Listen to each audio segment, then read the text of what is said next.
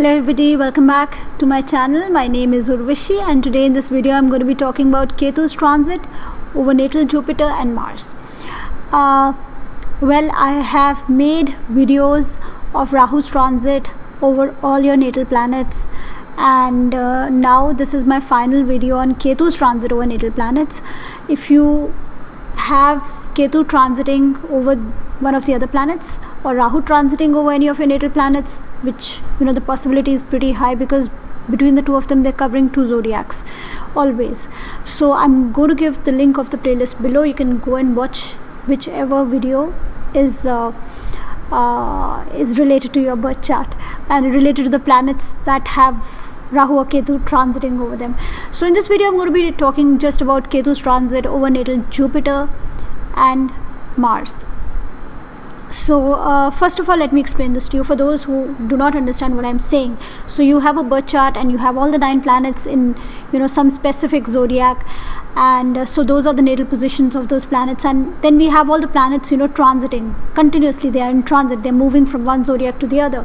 Like the sun is changing its zodiac every month, Jupiter after 1 year, Saturn after 2.5 years. I'm just talking about an average time.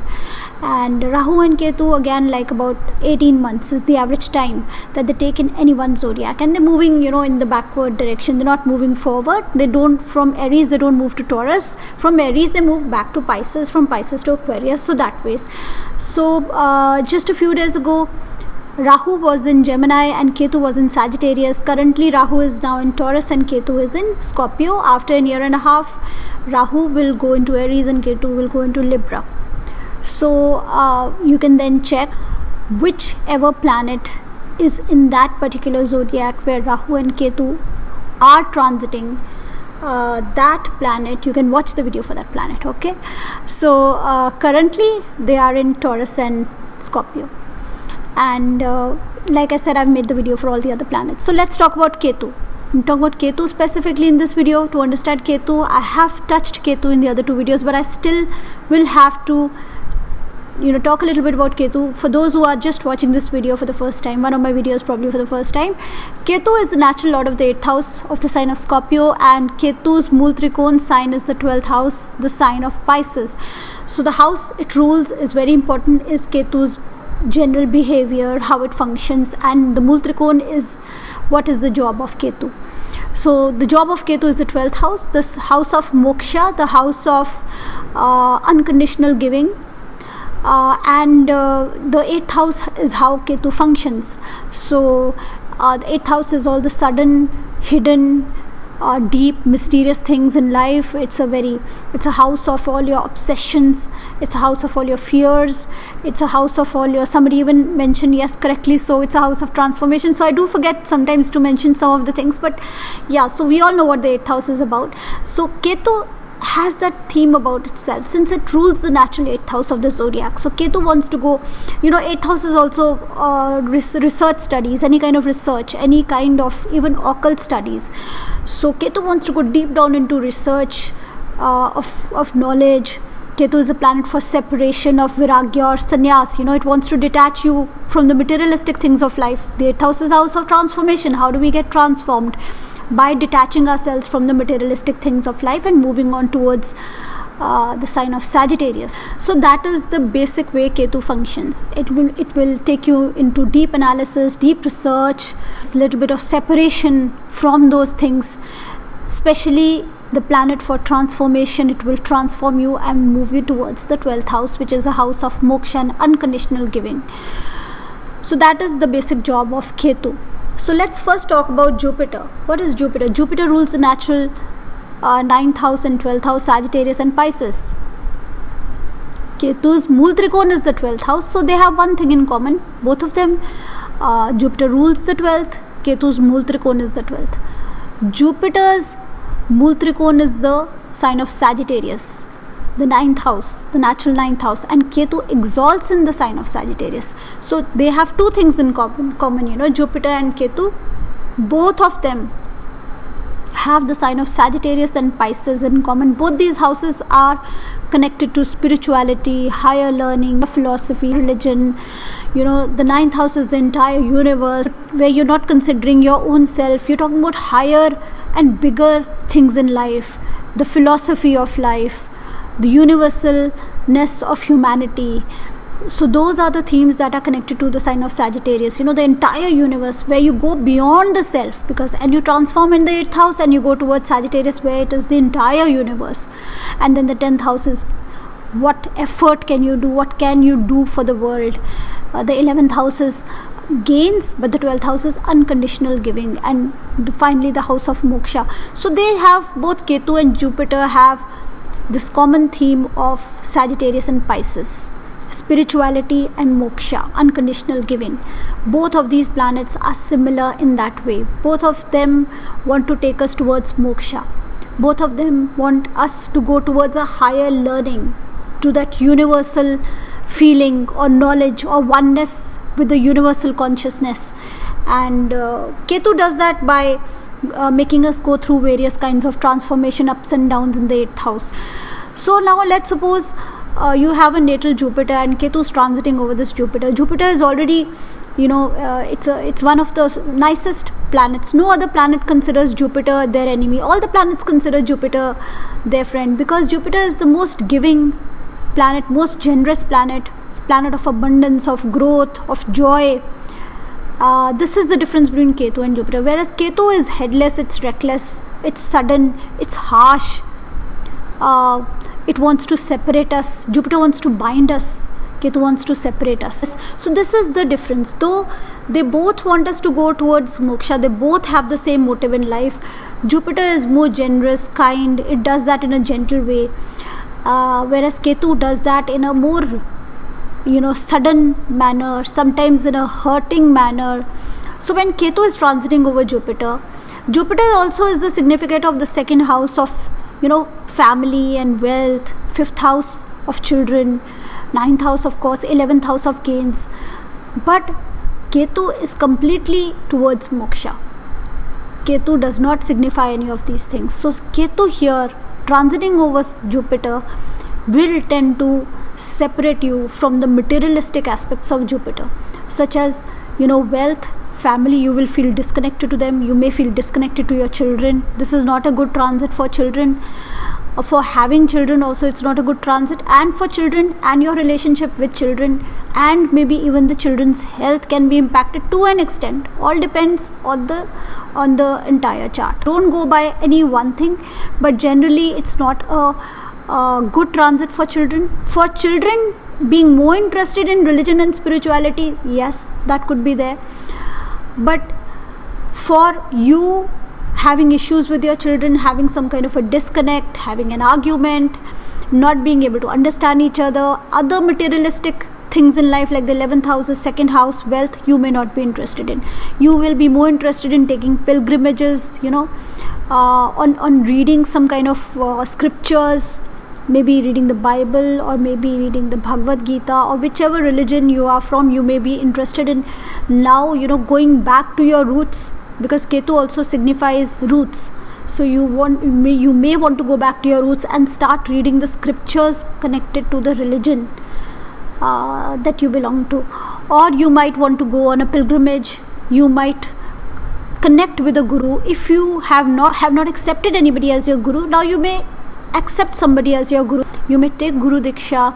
You may start chanting of some mantra. You may connect yourself with a guru. You may be connected to a teacher from the past. Somebody from the past, a teacher that you really value, may come and give you some really good advice here.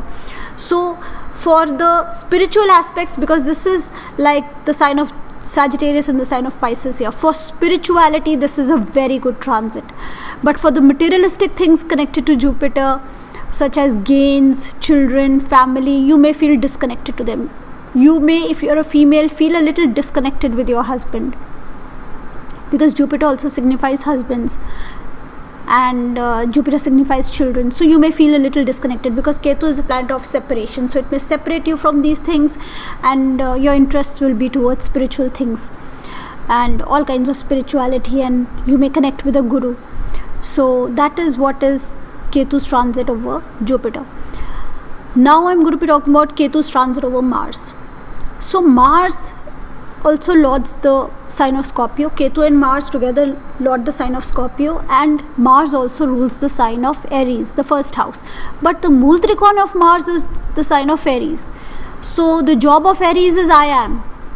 So Mars, the work of Mars is the self, the ego, the physical self, the energy, the desire. It's the will. It's the determination. So Mars is your will, your determination, your energy, your physical desire, and it also rules the sign of Scorpio. Ketu also rules the sign of Scorpio, but Ketu's Mool Trikona is the 12th house. So here two things can happen, actually depends on the dignity of Mars, but one thing is for sure to happen, because both these planets here signify the 8th house, signify the sign of Scorpio. So the sign of Scorpio becomes very enhanced. It's almost as if the sign of Scorpio is being formed in that place. And so a lot of obsession, a lot of stubbornness can be a part of the personality of the native related to that house, because wherever Mars is posited in your chart, that is where you utilize your energy, that is where your energy is spent the most. And now Ketu is transiting over it. So here there will be an obsession about it, a very deep stubbornness about it, of achieving those things related to Mars. There will be a harshness about it. If, let's suppose, this is happening in the 7th house, you have Mars transiting, you have Mars in your natal chart in the 7th house and Ketu is transiting over it, you could be very harsh with your relationships, you could be rude, there could be a lot of aggressiveness, because both these planets are fiery planets. This is a lot of fire now in the 7th house, whichever house. If it's the 4th house, it is also very bad in that case. So a lot of fire, lot of sudden reactions, lot of aggression can be seen in that house. If especially Mars is not well posited, lots of obsession. If this is in the 11th house, it's still not that bad. In the 11th house is also your elder sibling. With your elder sibling, there could be aggressive moments. There could be lack of patience with your speech, because in the 11th house, Mars is also aspecting your 2nd house. With your speech, you could be very rash, very harsh. With your elder siblings, you could have an argument and you may not talk to them for a long time. But in the 11th house, it's still better because it's a house of growth. Similarly, in the 6th house, so depending on the house, depending on the Rashi, everything will change. But basically, this is a lot of obsession. This is a lot of sudden reactions. This is a lot of aggressiveness. Especially if it is aspecting the ascendant, the 2nd house, your speech, all the houses where Mars forms a Manglik yoga, like the 4th house, the 7th house, the 8th house, the 12th house, then it can disturb your relationships. But if Mars is very well posited in your chart, let's suppose you have an exalted Mars and now Ketu is transiting over it. Here Ketu will really, because Mars has that energy in your chart. Let's suppose Mars is exalted or it's in very good dignity. Mars in your chart is such that you can utilize your energy to do great things. You can utilize your energy, you can properly use it to do great things, to achieve great things. Where career is concerned or where anything else is concerned, you're a very determined person. You have a very, very strong will. So if your Mars is well posited, you're a very determined person. You have a strong will. When you decide on doing something, you will put your 100%. Blockages, obstacles will not stop you. And now Ketu is transiting over it. Here Ketu is going to make your effort even more strong. Your determination will become stronger because the sign of Scorpio is being formed here, remember. So if Mars is well placed, you already are using your energy in a very nice manner, organized manner. Your energy is being used in a very organized and systematic manner. And Ketu is very, very, deep. Ketu will help you even further, pinpoint your energy and repetitively do whatever you're supposed to do in order to achieve success. Ketu will help you repetitively do that thing without accepting failure, because the sign of Scorpio is stubborn, very passionate, extremely dedicated, I'm going to give a link of the sign of Scorpio in the description below. If you do not know what this sign is about, you should watch that video. So you will be extremely passionate, extremely dedicated in whatever you want to achieve. Your will become 100 times stronger. Your determination will become 100 times stronger. Nobody will be able to come and tell you that you're not able to do it. You will stand up and say, yes, I will do it. In spite of everything, I will do it, because you already have that energy. And here Ketu, Mars together, the sign of Scorpio, is going to give you so much passion towards whatever you want to achieve. But if it is not a well placed Mars, let's suppose it's in a watery sign. Mars does very badly in watery signs. Even airy signs are not that great, but watery are really bad. Fiery and earthy are the better signs for Mars. Earthy is the best.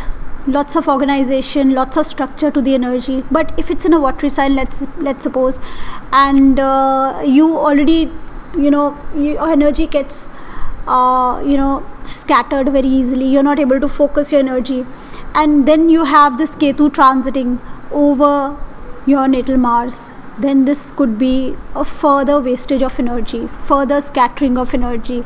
A lot of harshness and sudden reactions will be there. So in both the cases, it's getting magnified. If it's a well-placed Mars, Ketu has a very, perfectionist kind of an attitude. Ketu wants perfection. Ketu doesn't mind repetition. So Ketu will focus your energies further into achieving perfection. And Ketu is a very sudden, headless planet. If the energy is already scattered, there will be further scattering, there will be headlessness, there will be sudden reactions, and there will be lots of aggression, there could be lots of fighting. Could be either of the two. We'll be seeing you in the next video. Bye-bye for now.